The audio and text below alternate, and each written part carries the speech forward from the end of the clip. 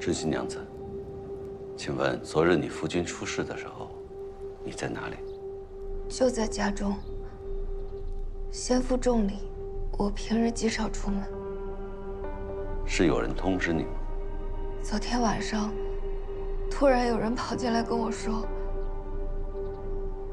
夫君出事了。明明是去吃酒，没想到被冒药。二位官人，我夫君实在是死得冤枉，还请二位官人为我做主。春熙娘子，请起来说话。儿，起来，怎么了？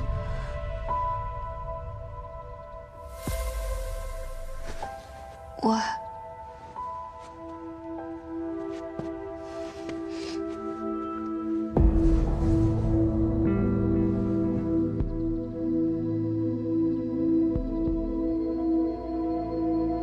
春熙娘子，方便让我在家中四处看看吗？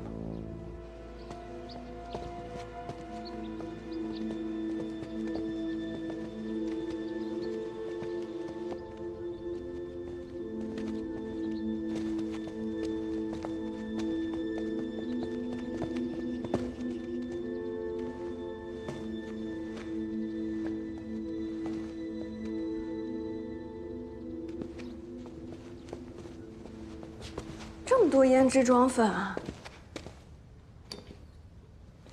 春熙娘子，我能看看这些吗？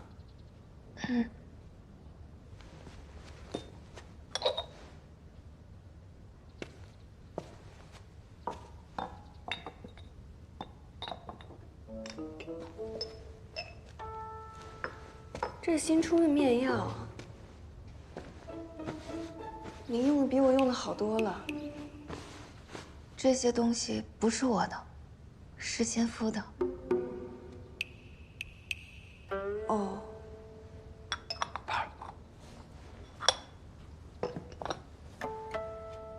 我还是头一次看见家里有这么大的铜剑。这铜剑也是先夫定制的。哦，看来康乾生前比较注重自己的仪容啊。先夫在张家做事，张府有规定，府上所有人都要让那位张七娘子看着顺眼，否则就要挨罚。久而久之，先夫就极重外表，无论是去张家还是会客外出，都会好好收拾。懂的。那间屋是做什么用的？沐浴房。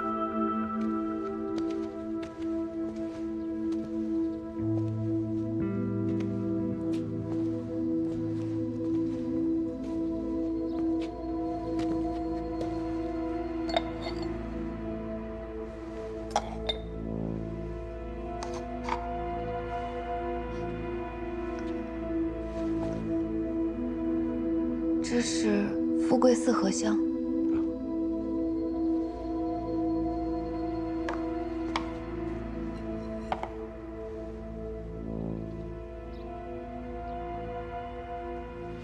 春熙娘子，那我们就不打扰了。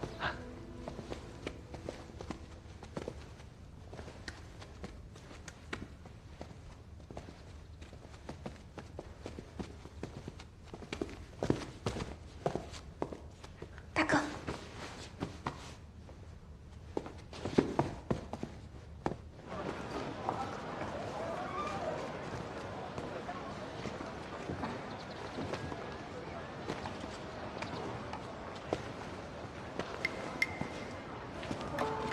几位贵客，我平日极少出门，恕不远送了。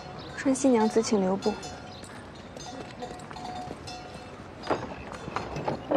大哥，我回去了。好。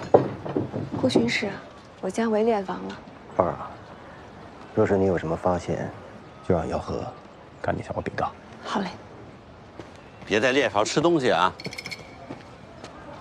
我们家伴儿是不是转正了以后就能直接向你汇报啊？是。每月俸禄多少？你是不是问的有点太多了？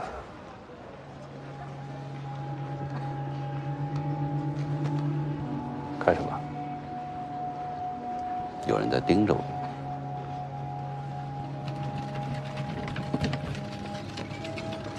候茶去。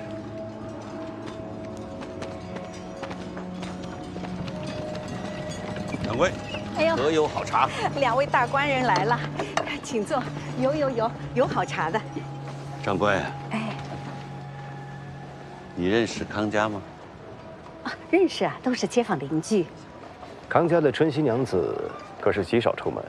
可不是嘛，康大官人啊，在大户里面当差，哎呀，彬彬有礼的。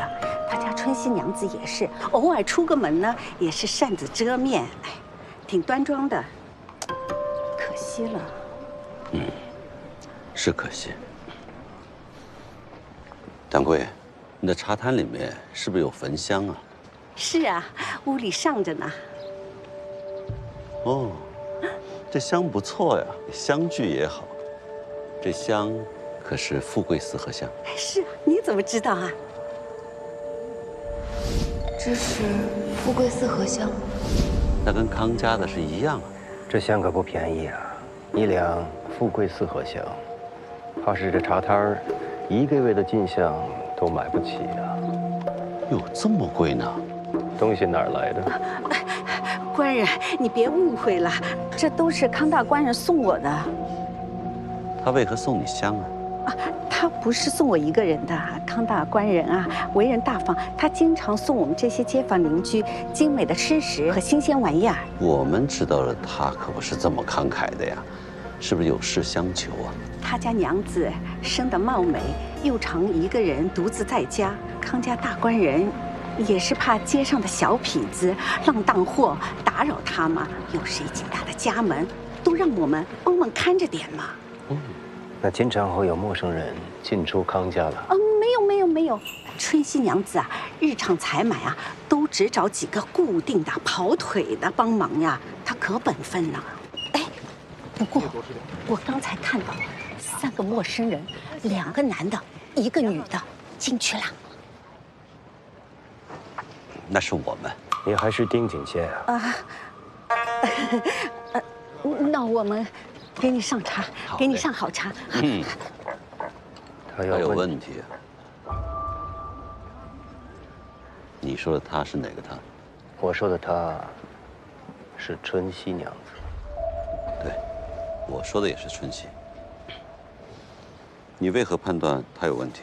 直觉。你呢？刚才他手臂上有个烫伤，你看见了没有？那是烙铁所致。巴尔扶他的时候，上臂、后背、身上哪都疼，证明这个烙铁的伤不止一处。你觉得，谁会用一个烙铁往一个女人身上去烫呢？若是刚才这掌柜的说的没错，康乾平时很在意他这个娘子进出府门，那么就只能是他了。对，能在张七娘身边干活的人，心里面多少都有些问题。从目前这个烫伤来看，康乾虐妻，这是一定跑不掉的。那这么说来，春熙杀人的动机就已经有，只不过冒妖案不是他一个人做得出来的。说对了。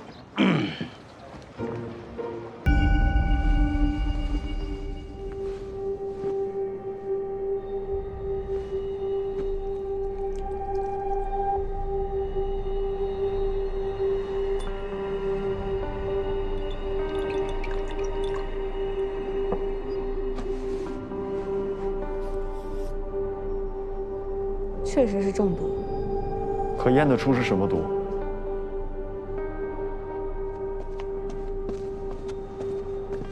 康乾和陶金头最后所食酒菜以及器皿，我都一一查验，无毒。无毒？那这毒是怎么下的呢？怎么了？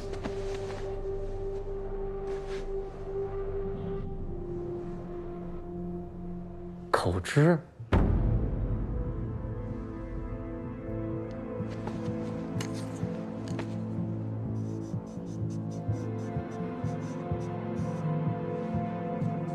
确实是口汁。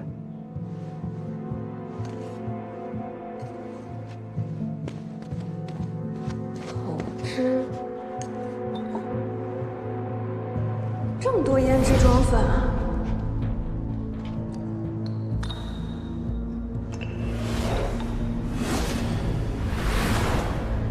康浅的梳妆台上什么都有，但唯独少了口汁，而他嘴上又涂了口汁，这说明有人故意把他妆台上的口汁拿走了。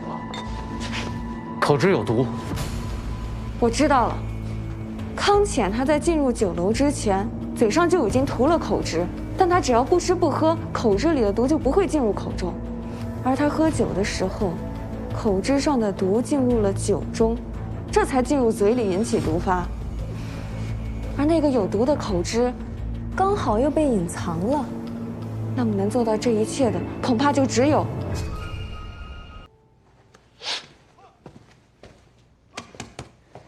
为什么是他？你说陈小艺啊？对，这是春熙这3个月的采买单，上面除了有些生活所需品以外，还有部分是烫伤药和跌打损伤的药。康浅虐妻，他买这些药不奇怪啊。这当中有3个跑腿，他一直以来是找一个人去买药的，说明春熙信任他。可以这么说。走。所以你猜，是陈小乙的原因是，陈小乙若是为春熙采买了毒药却没有留底，是有可能的。有这可能，但是春熙要完成用冒妖来杀人，光凭他一个人是无法做到的。他在外面一定有同伙，所以我的推断，极有可能就是这个陈小乙。赵兄，你来画院找我是专门来看我的画吗？这些都是最近我游历东京城画下的市井图。真是叹为观止啊！你画的这些市井，跟我平常见的真是一模一样。市井万物，瞬息万变。既然要画这市井，就必须勤勉，必须得画仔细了。好，我啊借你的画一用，找个人。又在破案。那个冒妖案的真凶找到了吗？没呢。我最近也在洋楼街追着那冒妖，只要冒妖一出现，我就把它画下来了。你都画了吗？你看，这张画是何时画的？就是咱们捉妖大会见到的前一天。哦，对，咱俩是在这里见的。这个是康浅的家，那这个门后站的一定是春熙娘子，她手中拿的梅花团扇你都画出来了。张兄，你可有印象，当时春熙娘子打开门，是何人来访？没有人来访，我记得很清楚。当时冒妖正在作乱，所有人都抬头看着冒妖。只有这个跑腿小哥跟春熙是四目相对的。还真是啊，只有他们2个人没有抬头。哎，赵兄，这个跑腿小哥手中的食盒为何多了一柄？赵兄，这是食盒上的红绳结。红绳结，没啥本事，混口饭吃。我知道是谁。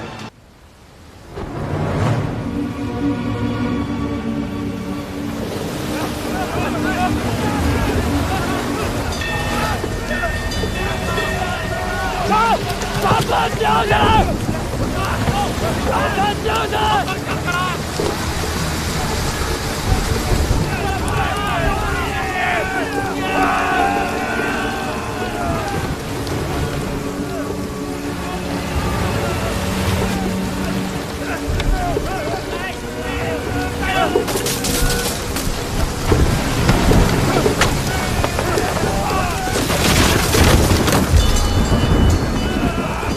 走下看！快上！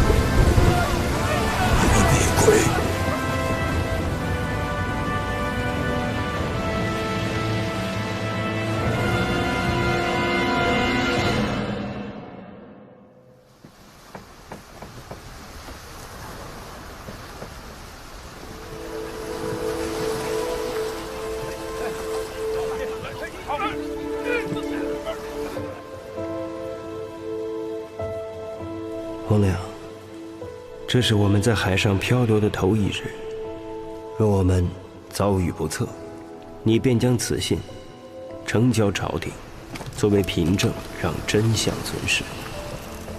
昨晚金利风暴，船上竟藏有歹人，将桅杆和船舵破坏。可歹人究竟是谁？为何让我们困在海上，不得而知。我们已与船队失散，昨晚搜检一番，待今日再做考量。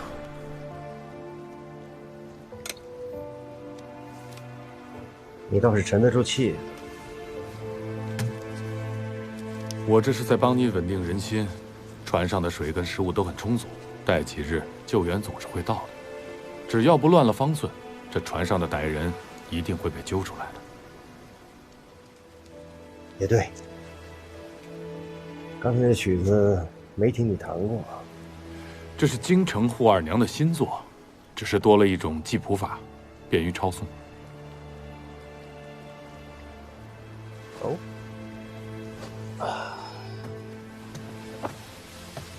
哎，洪亮跟你带的什么东西这么大一箱？出海还要处理公文吗？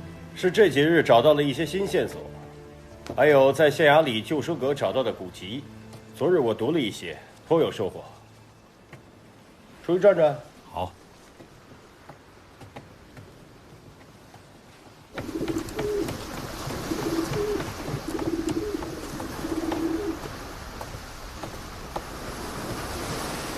本来是以备万一，没想到真用上了。这鸽子真能松仙。两位官家，等天黑了，我们便可测出船的方位。狄明府，请用信鸽告知岸上，让他们火速来救援。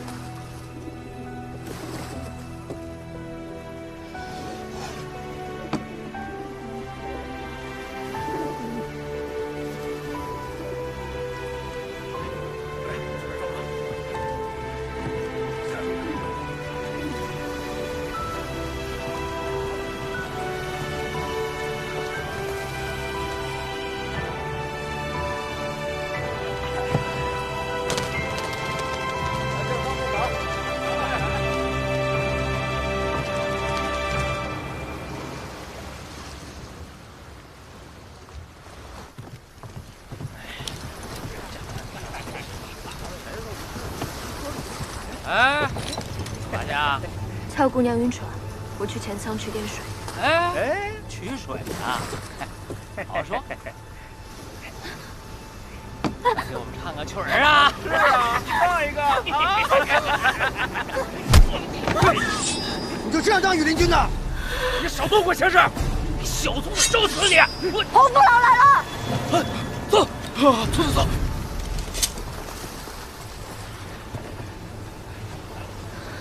没事吧？没事，谢谢你。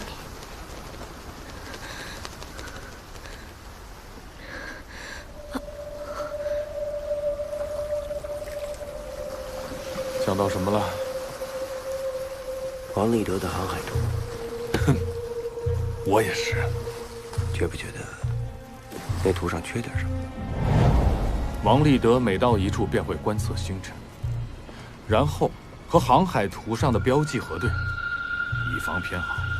出事那天晚上，按瘦子的说法，王立德把船停在了某处。假如他是在等什么人，那航海图必定有标记。没错。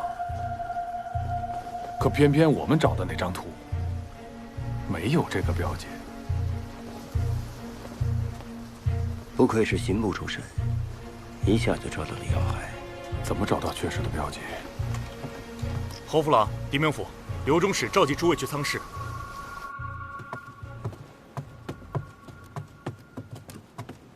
刘中使，刘中使，坐吧。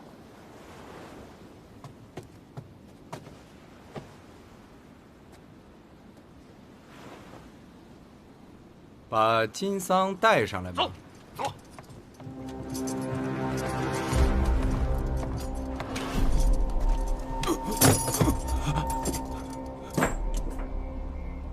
本官虽说一直待在宫里，可脑子并不糊涂。昨晚睡在这船上，随着海浪颠簸，儿时打鱼的本领又记起来。刘忠实深受皇后的重用，自然是从小天赋异禀啊。大鱼上钩了，要用叉子插，讲究准、狠。实不相瞒，此次本官带着大家出海，是因为得到了王立德的航海图。奇怪呀，这刚一出海，就有人急着破坏了船帆，他在怕什么？本官思来想去，觉得他是害怕这黄金被找到，退一步讲，也是害怕被本官查到是谁在走私黄金。这个金流入京城已经有一段时日了，这么诱人的宝贝，经过蓬莱，不可能没有人卷进去。巧了，市舶使顾船主。县衙、蓬莱有头有脸的人物都在这船上。哦，还有2位能歌善舞、奏得一手好曲子的歌妓。你们当中有谁知道王立德和黄金在哪儿啊？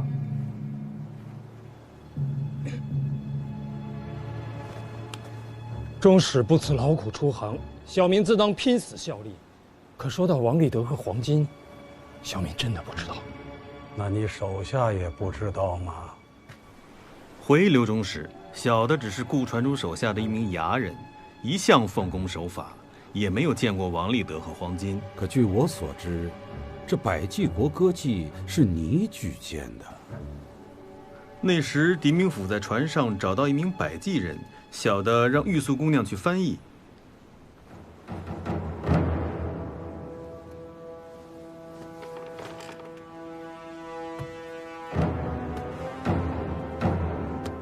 好像你又想起了一件事啊。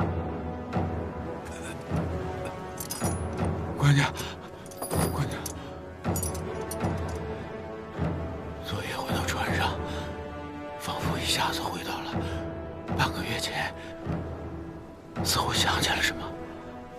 是什么？回官家，有一次，王立德喝酒跟别人夸口，说他在岸上有一个相好的，是个歌妓。睁大你的狗眼看看，这里有2位歌妓，是哪一个呀？哎，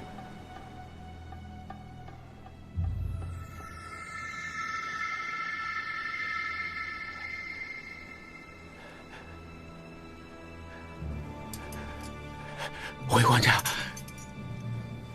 小人没亲眼见过，着实认不出来。不过，王立德曾经说过，这个歌妓是个百济人。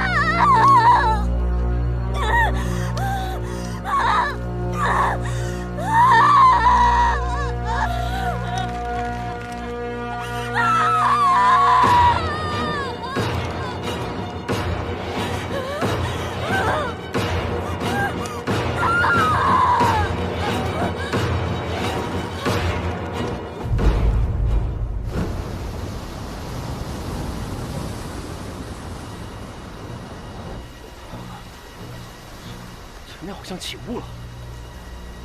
是啊，越来越大了。快通报一下！小心，起大雾了！起雾了！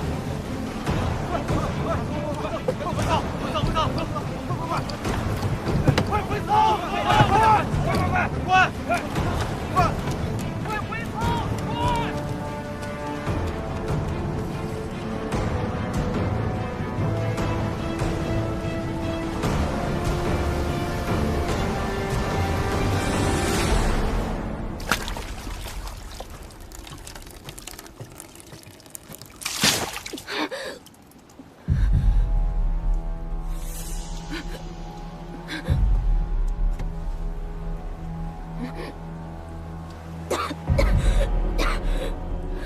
好大的胆子！你跟王立德相好，为什么不早交代？饶了我吧，饶了我吧，大人！你想害死我们一船的人吗？玉素娘子，饶了我！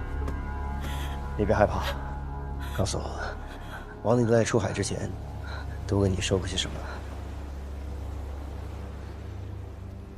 他说这次会走1-2个月，会转一大笔钱，会回来替我赎身，会娶我的。男人的这种话他也信？他平时都跟什么人来往？不知道，不知道，不知道，不知道，真的不知道。黄金在哪？我真的不知道，不知道，不知道，那就慢慢想。反正这在船上闲着也是闲着。来人，在。真的不知道，我不知道，不要，不要，不要，不要，不要！狄明福，阿姐，救我！阿姐，狄明福，周使，听侯副郎说，你昨晚批阅公文到深夜。可查出了什么？既然说到这里，正好，下官有一事要请教。意思是，我市舶使有小船4只，大船1只，用作港口巡逻之用，对吗？守护码头、稽查税金，这是我们市舶使能够出航远海的只有大船，对吗？那又怎么样？10几天前，也就是7月初6。意思是，亲率大船摸黑出海，至天明才返，对吗？跟王立德出事是同一天。是。狄明府，这一个金桑还不够，你也诬陷我。出海巡航怎么了？那些贩私货的经常划小船在半夜靠岸，我是收到了线报的。我为朝廷卖命，到你这儿还成了罪状。下官只是想请教一下。请教？你是请教吗？你不如直截了当的问，你就问我，为什么会这么巧？为什么在王立德出事的那一晚我也出海，对不对？是啊，为何这么巧啊？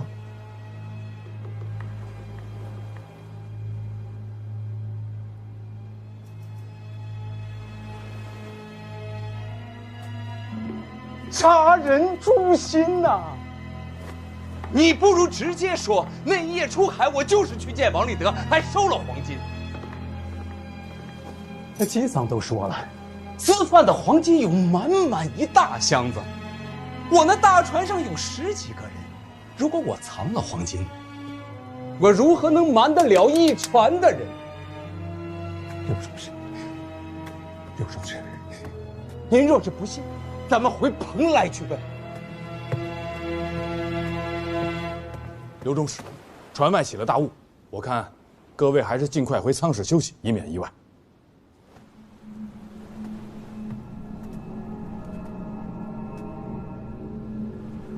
回头再查。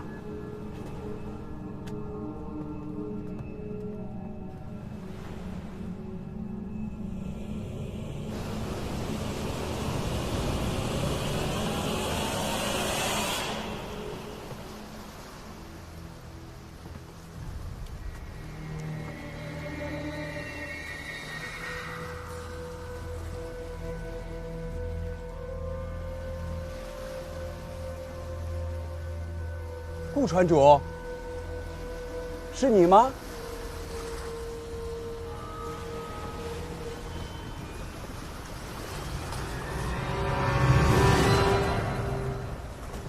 狄明府，顾传主，大雾天我四处查看一下。顾传主，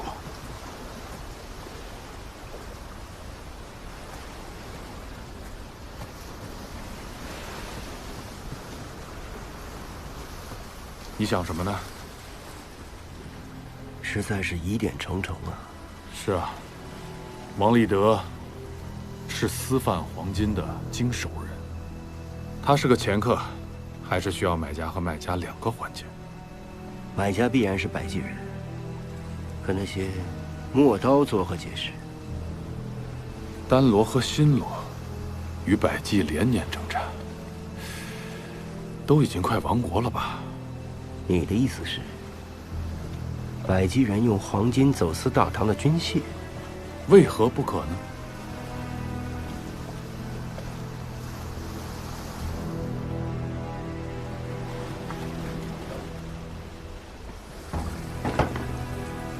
雾散了，都出来吧！大家出来干活了！哎，飞机出事了，一死就出事了！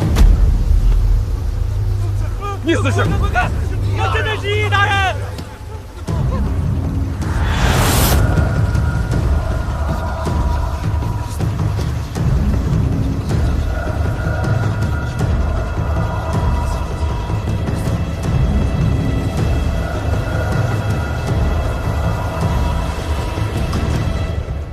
家主，家主，还慢！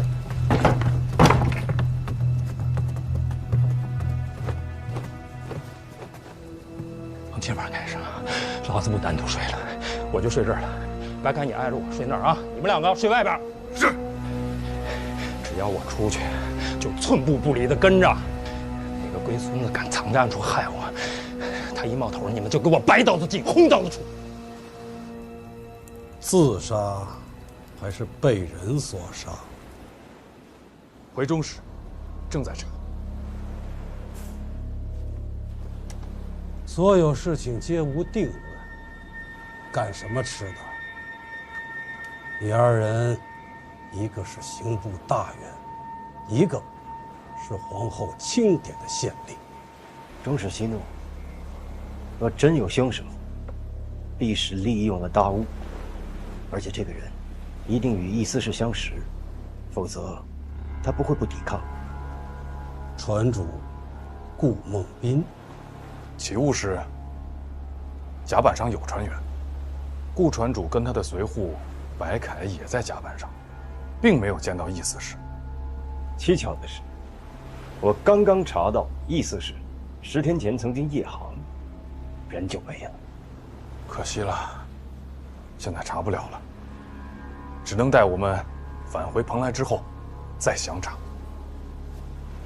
狄明府，你不觉得此次跟着本官一起出海的人有些多吗？中使的意思是，都哭着喊着要来伺候本官，意思是顾船主，还有2名歌妓。那2名歌妓不是刘中使点名要带上？那是本官初到蓬莱，一支曲子还没听完，就被狄明府你打断了，让本官没听够啊。可是上了船以后，我发现这百济歌妓未讲实话。依我看，这船上没人说实话呀。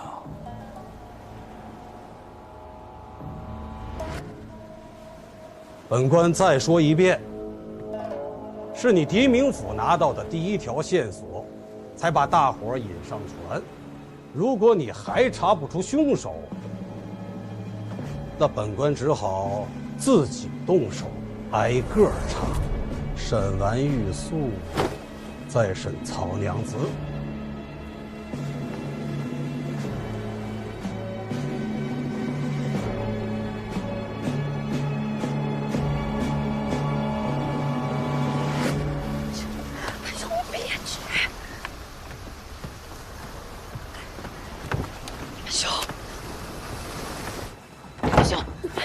玉素，玉素，玉素，好渴呀，我想喝水。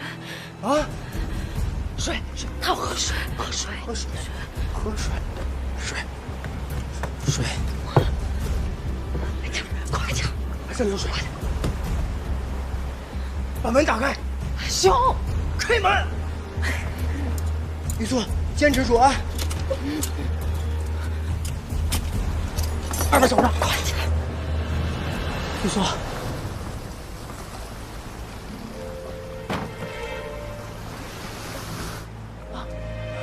慢点。怎么了？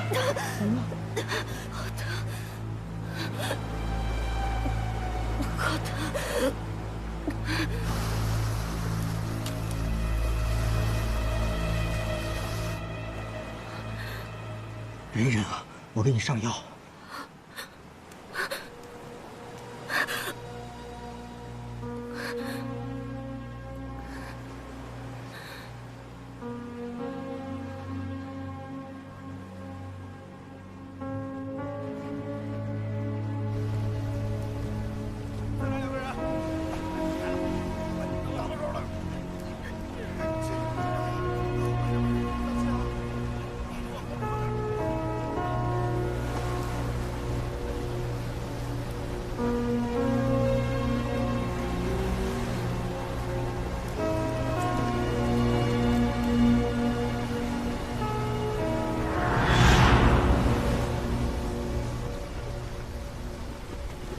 李明府，顾船主，王立德的签新版给你拿来了。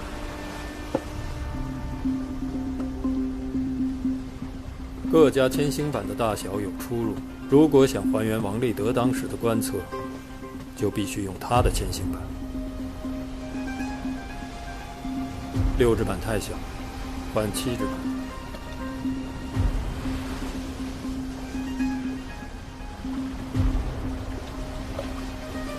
这回对了，北辰星7纸版。顺着顾船主这里望过去，织女星恰好与3纸版的上沿齐平，从1纸到12纸，总有一块板能对得上。不死星2纸。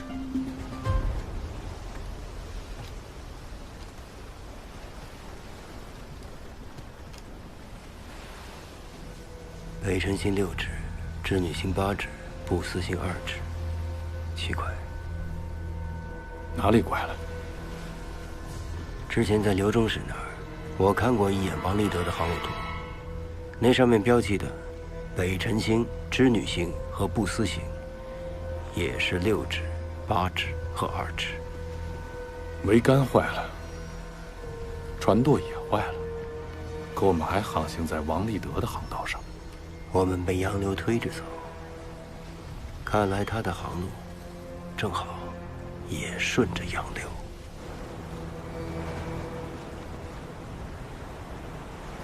松开！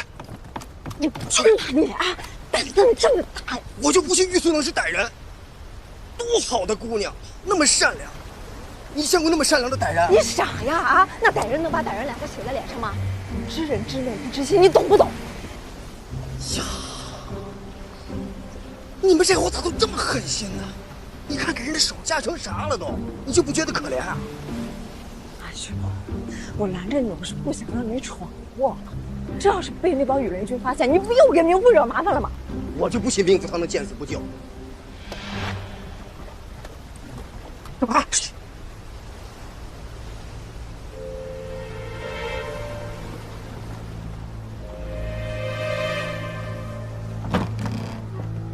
哎。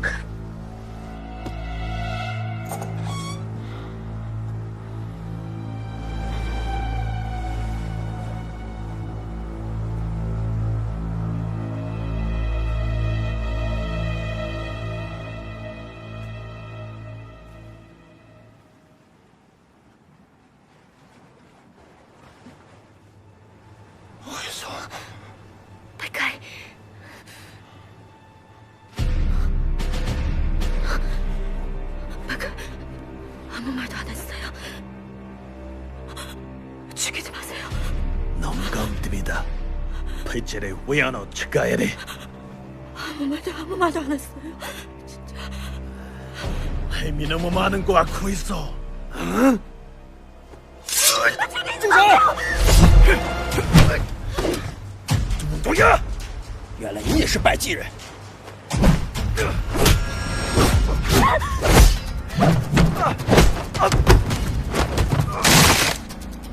不要打了，你们不要再打了！站住！别跑！站住！别跑！站住！别跑！别让他跑了！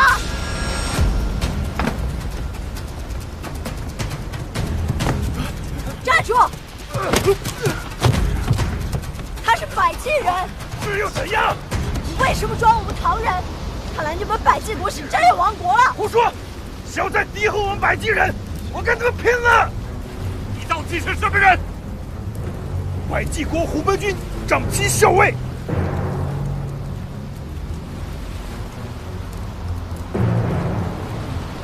白凯，你们百济国与新罗、丹罗连年征战，你躲在蓬莱，是想走私军械吗？你让玉素接近王立德，是为了控制他，对吗？白凯，曹安还在巴塞，让他走。玉素是无辜的，他什么都不知道。会主，催收哈密达。王立德为你这次偷运黄金，他人呢？不知道。白凯，把刀放下，此番只会治你一个走私之罪。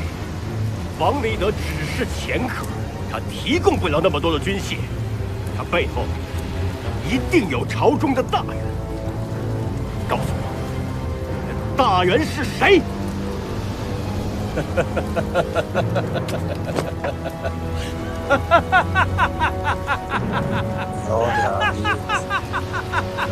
백제국의 망간제하니다. 백제여 만세! 快开！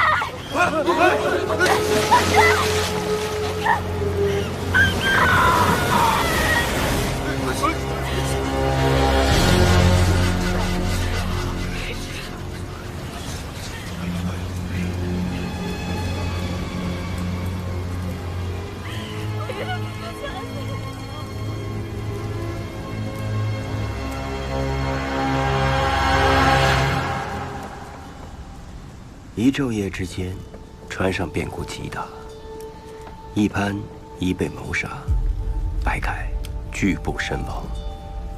根据千星版的测量，我们一直顺着王立德的航道漂流，黄金案的线索已经逐渐清晰了。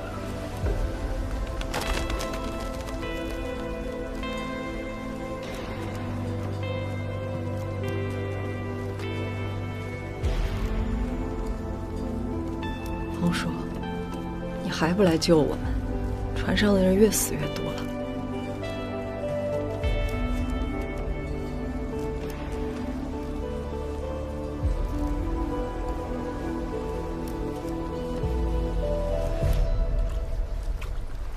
不要杀我！不要杀我！不要杀我！医生。医生，交代，儿子，别怕别怕，交代和顶面府替你求了情，让你回船舱先休息。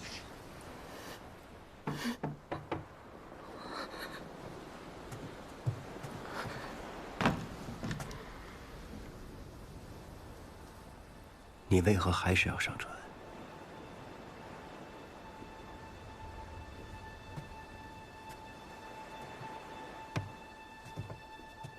顶面府，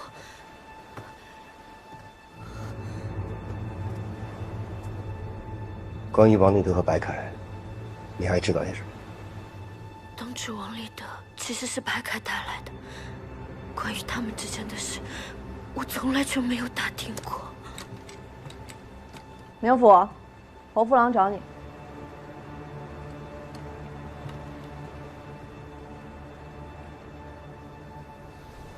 如果你想起了什么，告诉你儿子，让他来找我。是。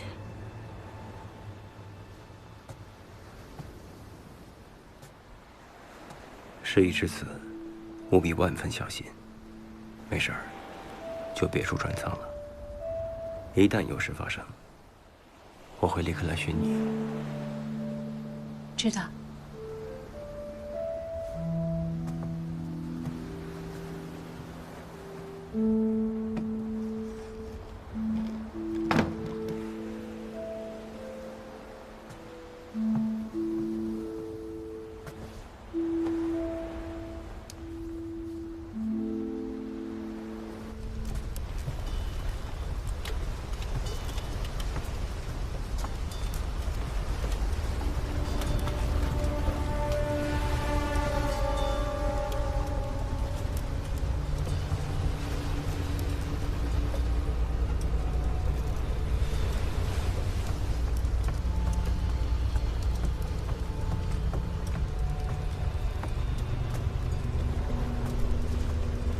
你找我？我劝你，还是不要太放纵交代。羽林军跟我告状说，玉素被关押的时候，他去了很多次。我是担心这件事情传到刘中士那里去。我知道了。我总觉得玉素身上还有秘密。阿紫。我现在觉得谁都不可信。狄明府是个君子，你可以相信他。你说王立德还活着吗？你还惦记那个男人？也不清楚他在哪里。是不是跟我一样在受苦？他是个什么样的人？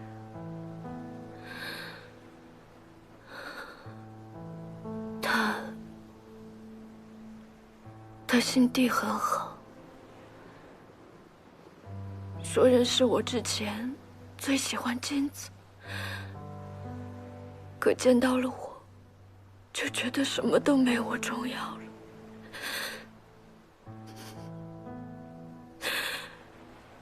他虽然相貌长得丑，可粗中有细。他居然还会弹琴，弹得很好呢。是吗？嗯。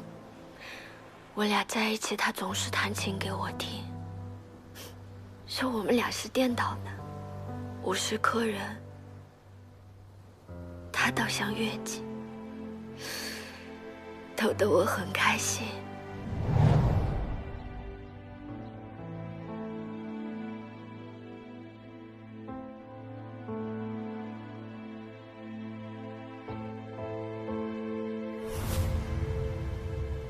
他出海前那一次，还专门弄来了一份进城的曲谱，给我奏了一支新曲。阿芷，你身上可有什么人吗？我看丁明府甚是关心你。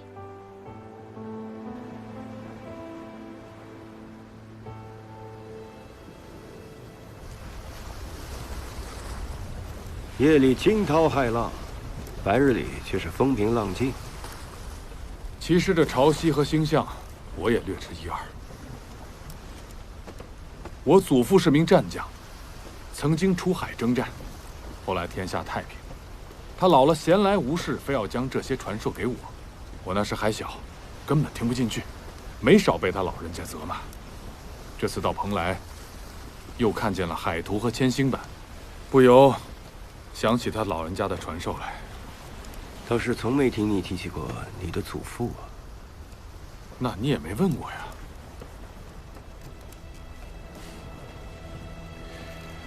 他老人家早就已经仙逝了。止步！小人求见刘中士。必须有侯夫郎许可。外面何人啊？是在下，有要紧的事儿。进。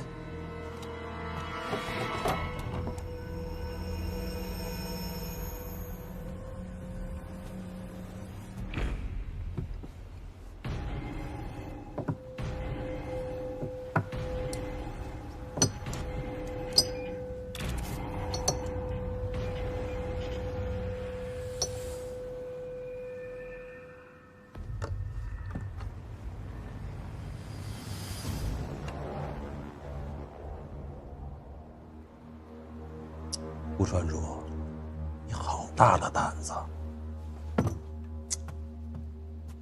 这种时候了，还敢拿金子出来？这不是百济金，这是大唐的金子。大人请看，上面有铭文“河北道”。咱们大唐也产金子，区区薄礼，怕刘中使瞧不上。等回到了岸上，再好好孝敬。你让本官收你的礼，来求何事啊？小人明白，中使为查百济金而来。这百济金从蓬莱流入京城，顾某身为蓬莱的船主，难免会遭人污蔑。就算我说与此事无关，旁人也一定说有。这到底是有还是没有啊？小人是来向中使举报的。你来举报何人呀？狄明府。狄仁杰？正是。你没瞧见他手下的乔太凶神恶煞？昨天晚上他们不就逼白凯跳了海，宁可灭口也不让中使捉到活的吗？是吗？这一天船上连续出人命，可见凶手有恃无恐，先把大家骗上船，然后再把所有人暗算到这里，造出一起无头案。可案件总要紧，总要有一个疑犯报给朝廷。疑似是已经死了，在下思来想去，觉得狄仁杰嫌疑最大。狄仁杰一向与蓬莱的歌姬过往甚密，中使不知道吗？你是说弹琵琶的曹娘子？船上一共就2个歌姬，曹娘子是他的红颜知己，玉素是王立德的相好。假如狄仁杰跟王立德是一伙，秘密控制着走私黄金呢？当时船上的百济瘦子一被找到，狄仁杰为什么急着让玉素来做翻译？还不是怕瘦子说漏嘴吗？说漏什么？也许瘦子已经说了，只有玉素听得懂。秘密就在玉素那里，所以到了船上，玉素一被收押，狄仁杰一伙就急了，派乔太去探望，羽联军士兵都可以作证。有这回事？眼下，他又把玉素安置到曹娘子舱里。中使不信，可去查看。如果情势危急，狄仁杰一定会露出马脚，再去包庇玉素。